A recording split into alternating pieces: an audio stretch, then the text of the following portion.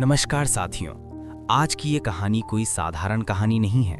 ये उस अन्नदाता की कहानी है जिसके पसीने से देश चलता है, लेकिन जिसकी आवाज़ सदियों से दबाई जाती रही है। आज हम बात करेंगे 19वीं सदी के सबसे खतरनाक समाज सुधारक महात्मा ज्योतिराव फुले की उस किताब की, जो तलवार नहीं थी लेकिन तलवार से ज़्यादा धारदार थी। किताब का नाम है शेतकऱ्याचा आसूड, यानी किसान का कोड़ा।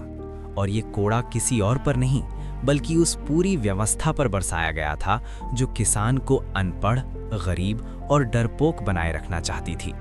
फुले कहते हैं, विद्या के बिना बुद्धि गई, बुद्धि के बिना नीति गई, नीति के बिना प्रगति गई, प्रगति के बिना पैसा गया और पैसा गया तो किसान टूट गया।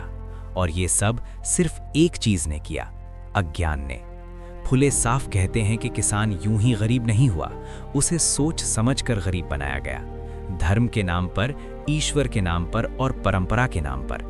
किसान के बच्चे के जन्म से पहले ही लूट शुरू हो जाती है।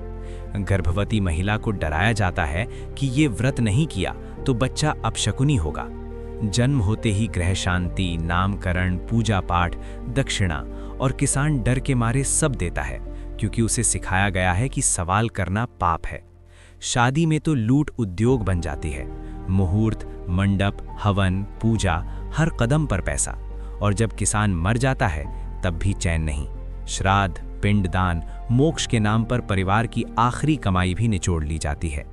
फुले कहते हैं ये धर्म नहीं, ये धर्म के नाम पर व्यापार है, जहां भगवान का डर दिखाकर किसान की जेब काटी जाती है।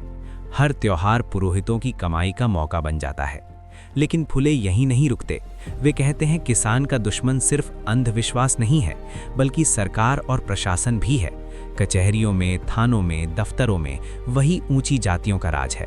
अंग्रेज अफसर ऐश में रहते हैं और नीचे बैठे बाबू, मुंशी, वकील किसान को कागज और कानून से मारते हैं। फुले इन्हें कहते हैं कलम कसाई, जो खून नहीं लेकिन हक काटते हैं। किसान जमीन के झगड़े में कोर्ट जाता है और वहां न्याय नहीं बल्कि और कर्ज मिलता है। गवाह बिक जाते हैं, फैसले पलट जाते हैं और किसान टूट कर वापस आता है। ऊपर से सरकार भारी टैक्स, लगान और लोकल फंड वसूलती है, ये कहकर कि ये विकास के लिए है। लेकिन स्कूल शहरों में बनते हैं, सड़कें अमीरों के लिए बनती हैं। किसान का बच्चा फिर भी अनपढ़ रहता है।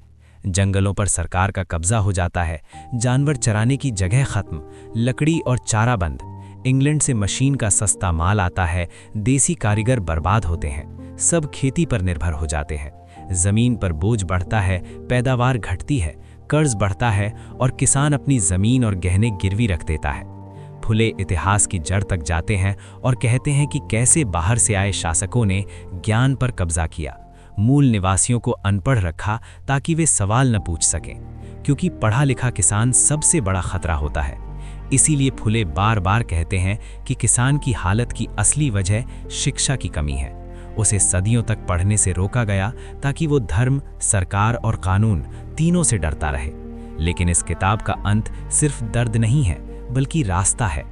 फुले कहते हैं सबसे पहले किसान और उसके बच्चों को शिक्षा दो, सरकारी नौकरियों में हर जाति को जगह दो, खेती के लिए सिंचाई, बांध और आधुनिक तकनीक दो, और सबसे जरूरी किसान को डर, पाखंड और अंधविश्वास से आज़ाद करो। शेतकऱ्याचा आसूड सिर्फ किताब नहीं, ये चेतावनी है, ये सवाल है, ये आंदोलन है। क्योंकि जिस देश का किसान दबा हुआ है वो देश कभी मजबूत नहीं हो सकता। और अगर सरकार ने आंखें नहीं खोली तो ये कोड़ा फिर से बरसेगा, और इस बार और जोर से।